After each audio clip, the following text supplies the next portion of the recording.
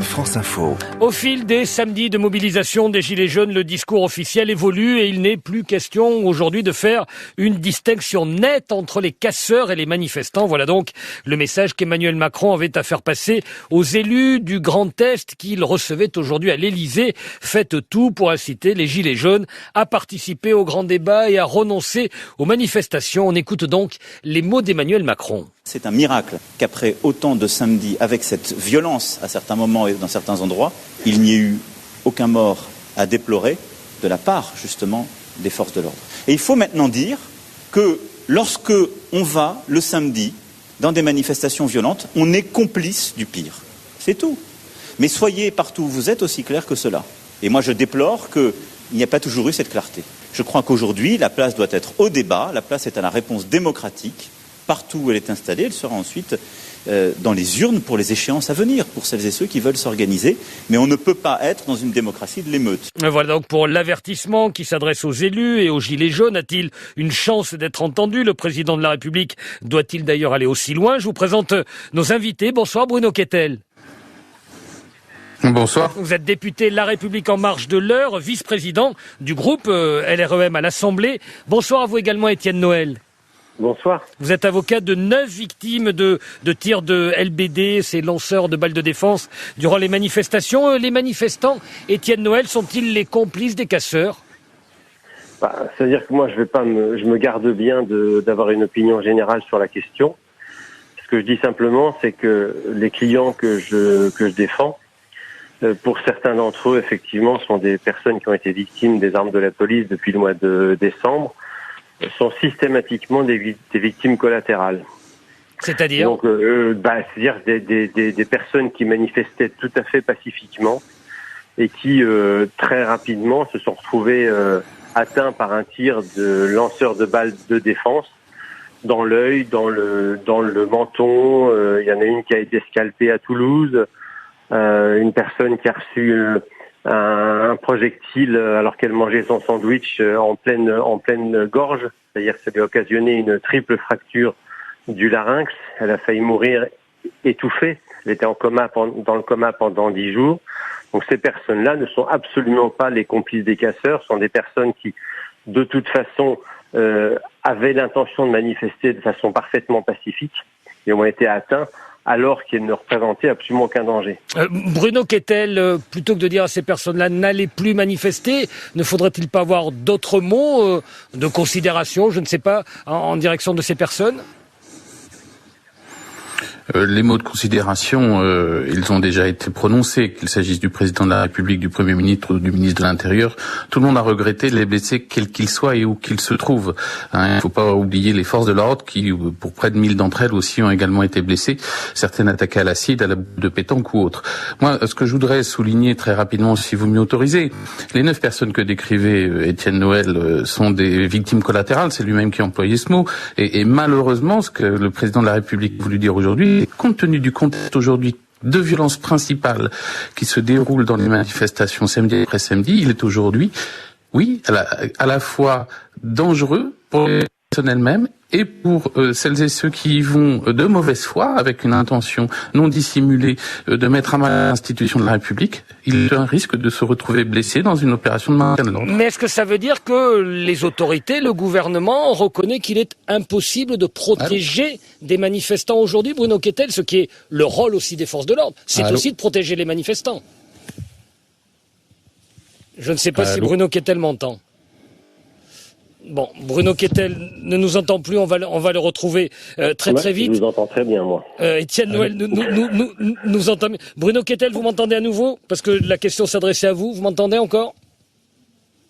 Non, bon, donc on redonnera la parole à Bruno Kettel plus tard. Étienne Noël, je voudrais vous interroger sur un autre point. France Info révélait aujourd'hui qu'il y avait des consignes du parquet de Paris pour prolonger des gardes à vue, même s'il y avait pas beaucoup de charges, voire pas de charges du tout pour les personnes interpellées, avec volonté d'empêcher de retourner, de manifester. C'est une entrave au droit de manifester, ça? Non, mais c'est-à-dire, si vous voulez, si cette consigne est exacte, ce que je pense, moi, personnellement, c'est que c'est une entrave au droit de manifester d'une part, mais également à la loi. Parce que la garde à vue, c'est quelque chose de tout à fait particulier qui consiste à mettre une personne à retenir une personne pendant une durée qui est de maximum 48 heures lorsqu'il y a des raisons plausibles de soupçonner qu'elle a commis ou qu'elle allait commettre une infraction. Cette garde à vue doit être strictement limitée dans le temps et ne doit correspondre qu'aux besoins de l'enquête. Et donc, si on commence à élargir la durée de la garde à vue uniquement pour des raisons parfaitement opportunistes de façon à empêcher des personnes de manifester, là, c'est un véritable scandale et ça apporte atteinte à une liberté constitutionnelle. Donc, c'est quelque chose qui est effectivement extrêmement dangereux parce qu'on aboutit à quelque chose qui s'apparente à une dictature. Je le dis de manière tout à fait franche et que le parquet de Paris... Je pense que le parquet de Paris, à une certaine époque, n'aurait jamais donné une telle instruction lorsqu'il était dirigé par un autre magistrat. Mais là, maintenant, on a véritablement quelque chose qui est tout à fait préoccupant et qui s'apparente effectivement à quelque chose qui pourrait constituer une atteinte à la liberté de manifester. Une garde à vue, ça doit être limité dans le temps. Ça doit être limité dans le temps. C'est quelque chose de tout à fait précis qui est régi de manière tout à fait stricte par le Code de procédure pénale. Je suis sûr que Bruno Kettel, que nous avons retrouvé, excusez-nous pour la qualité de la ligne, encore une fois, a évidemment des choses à dire sur ce sujet. Bruno Kettel, je vous donne la parole dans une minute, le temps de dérouler les grands titres de l'information ce soir. Edouard Marguis, 22h40. Decathlon suspend son projet de commercialiser son hijab de sport. Décision de l'enseigne ce soir face à la polémique et face aux menaces contre les collaborateurs de Decathlon. Ce couvre-tête reste en vente au Maroc. Sur le mouvement des Gilets jaunes pour Emmanuel Macron le samedi, lorsqu'on va dans des manifestations violentes, on est complice du pire. Déclaration du président de la République cet après-midi pendant un débat avec les élus du Grand Est à l'Elysée. Le président est par ailleurs plutôt favorable à l'accélération de la baisse de la fiscalité. Emmanuel Macron dit que ça pourrait être fait après le grand débat en rappelant que c'était un de ses engagements de campagne. La France devrait suspendre l'usage du LBD, c'est le conseil de la commissaire aux droits de l'homme au Conseil de l'Europe. En attendant, dit-elle, une révision de la doctrine d'emploi des armes de force intermédiaire. Alexandre Benalla et Vincent Crasse sont libres, remis en liberté sur décision de la Cour d'appel de Paris cet après-midi. En revanche, l'ancien collaborateur d'Emmanuel Macron et l'ex-salarié de La République En Marche restent sous contrôle judiciaire. Ils n'ont pas le droit de se rencontrer. C'est le non-respect de ce contrôle judiciaire qui les avait menés derrière les barreaux. Donald Trump est arrivé à Hanoï au Vietnam. Le président américain a rejoint le dictateur nord-coréen Kim Jong-un pour un deuxième sommet. La rencontre de demain évoquera une nouvelle fois la dénucléarisation de la péninsule. Les véhicules les plus polluants ont interdiction de circuler demain dans les agglomérations de Paris et de Lille à cause d'un pic de pollution. Les vignettes critères 4 et 5 sont concernées. Et nous sommes toujours avec l'avocat Étienne Noël, avec le député La République En Marche de l'heure, Bruno Kettel, pour évoquer l'appel d'Emmanuel Macron à ne plus se mêler aux casseurs, de ne plus aller manifester le samedi. Et Bruno Kettel, juste avant les grands titres de l'info de ce soir, on évoquait ce que révélait France Info aujourd'hui, cette note du procureur de la République de Paris qui suggérait qu'il fallait pas hésiter à garder un peu plus les gens en garde à vue après les manifestations, même si on savait qu'ils ne seraient pas poursuivis pour, d'une certaine manière, ne les empêcher de continuer à manifester. Étienne Noël nous disait toutes ces préventions vis-à-vis de cette note, de ces pratiques. On peut faire ce genre de choses, Bruno Kettel, pour dissuader de manifester ? Écoutez, je crois qu'il faut raison garder, y compris dans l'interprétation de la circulaire du procureur de Paris. J'ai entendu Étienne Noël parler de dictature. Je crois qu'il faut rester raisonnable dans l'expression. Si nous étions dans une dictature, Emmanuel Macron serait un dictateur et j'en serais moi-même, à mon modeste niveau de député de la majorité, un complice. Je crois qu'il faut revenir à la raison, souligner combien il convient aussi que les commerçantes et commerçants du centre rond que connaît bien Étienne Noël puissent travailler normalement les samedis à venir pour compenser les millions d'euros de chiffre d'affaires perdus, qu'il convient aussi que celles et ceux qui souhaitent manifester le fassent dans le calme et quelque part fassent eux-mêmes toutes les actions nécessaires pour que les casseurs, qui sont réels, qui est encore samedi dans les rues de Rouen notamment où j'étais moi-même, soient placés hors d'état de faire régner la terreur dans les villes de province et dans la capitale. Donc c'est aux manifestants d'assurer l'ordre. C'est aux manifestants aussi de faire valoir leur volonté de voir les institutions de la République respectées, parce qu'il est des hommes qui aujourd'hui, tous les samedis, cherchent à les mettre à mal. Et Étienne Noël, c'est même question, c'est aux manifestants de faire régner l'ordre ? Non, c'est pas aux manifestants de faire régner l'ordre, c'est absolument certain, mais Mon confrère est avocat lui-même, il sait parfaitement que le code de procédure pénale, c'est quand même notre doxa. C'est quelque chose qui doit être respecté, qu'on le veuille ou non, et on ne peut pas tordre le cou à la loi uniquement pour des raisons de maintien de l'ordre. Ça n'a absolument rien à voir. Et donc, on peut toujours déporter le débat en disant que les commerçants, et ce que je partage moi-même, parce que je suis tout à fait d'accord avec le fait qu'il faut que les centres-villes puissent recommencer à travailler normalement et à vivre normalement, mais c'est mélanger les choses. De cette nécessité économique, c'est une chose, mais à côté, on ne peut pas non plus tordre le cou à la loi en considérant cette nécessité économique. Ce n'est pas possible. On est obligé de vivre dans un état de droit et la garde à vue, c'est quelque chose de tout à fait précis. Voilà. Et je peux pas dire autre chose parce que je suis avocat et je suis nourri à cette vision des choses.